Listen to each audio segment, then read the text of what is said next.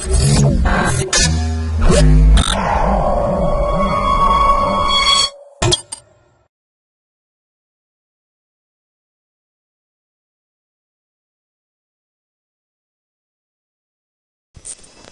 to myprojectbuzzer.com.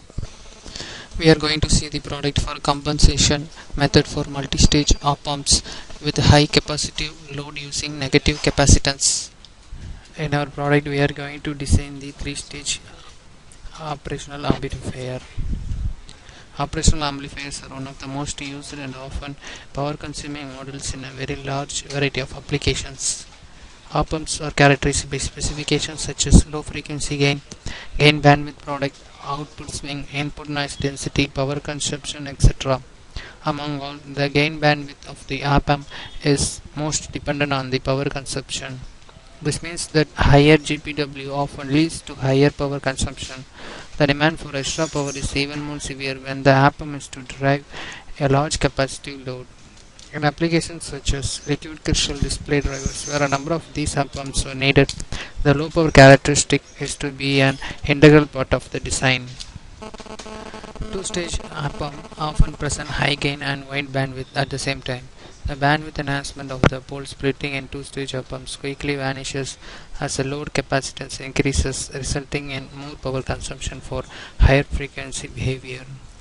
For large capacitive loads, three-stage op-amps are used in low power and low voltage applications. The conventional Nestor-Miller compensation method for three op-amps, however, consumes considerable power. A variety of methods to overcome two major problems of power consumption and low bandwidth at the presence of a large load capacitance have been proposed for three-stage op-amps. An impedance adapting compensation method is used, where a serial RC impedance at the intermediate stage introduces a left half plane 0 and boosts the performance without extra power consumption. However, the driving capability of the op-amp is limited to the capacitive loads of about 150 picofarad.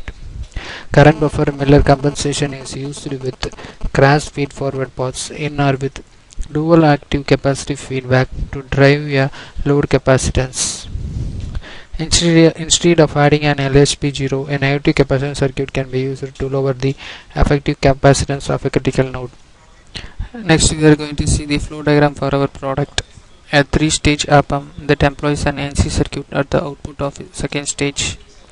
The first stage is a folded cascade with the differential input pairs M1 and M2, followed by another differential pair M9 and M10 in the second stage. A common mode feedback is used to define the operating point of the second stage. A simple class AB driver comprising M13 to M16 is used for the output stage. The compensation capacitor is connected from the output to the source of M5 to form a CBMC topology.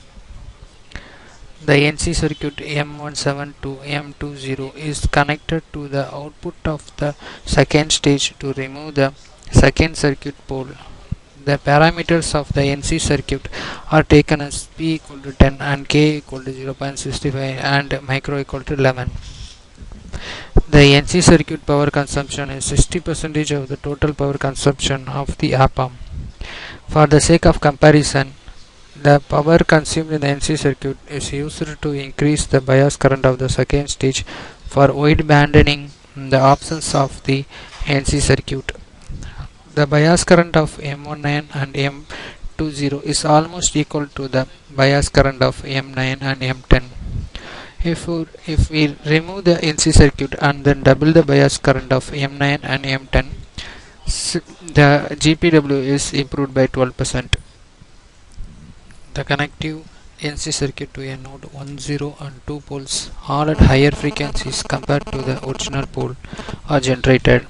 The location of the poles and 0 can be controlled by the parameters of the NC circuit for a better circuit bandwidth. The design has the effectiveness of the op-amp. Finally, we are going to see the output for our product. We create the design in Tanner version 13.0. To create the new project, we have to click on the file and then give the new. And then to create the cell, we have to click on the cell folder. For the setup, we have to give the setup and the space simulation In later we can see that this is the design we have created in the Tanner. A conventional NC circuit consisting of two cross-coupled n-channel transistors.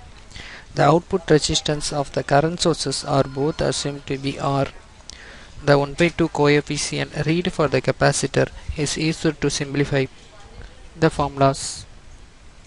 The PW of a simple RC circuit is limited to the circuit's pole location at P0 equal to 1 bar R0 C0.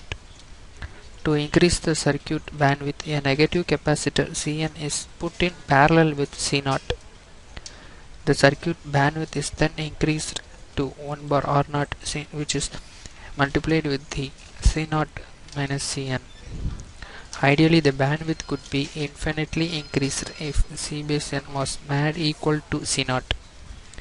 In reality, however, Cn is not just a negative capacitor and is to be replaced with this half circuit model obtained from by replacing C base n with this model and assuming Cj is less than C and C0. Circuit transfer function Z base T equal to Va divided by In can be calculated. A typical pole locus of the circuit, which has small values of U, the poles are real. As U increases, the poles split out of the real axis and become a pair of complex poles. As U is increased further, the imaginary parts of the poles reach a maximum and then the branches of the locus return to the real axis. From then on, for higher values of U, one of the poles moves to high frequencies and the other pole reduces to Pn. The circuit PW, which has a function of U, is plotted. The Gm and Gm3 are the transconductance of the first and third stages respectively. Ca1 is the compensation capacitor and Cl is the load capacitor. The gain bandwidth reduces when the load capacitor increases, which make not suitable for the applications with large load capacitance. To alleviate the problem, let us consider the three-stage op-amp with the compensation capacitance Ca followed by a current buffer GMC. This is the output waveform for our product. Thank you. This is the output waveform for our product. Thank you.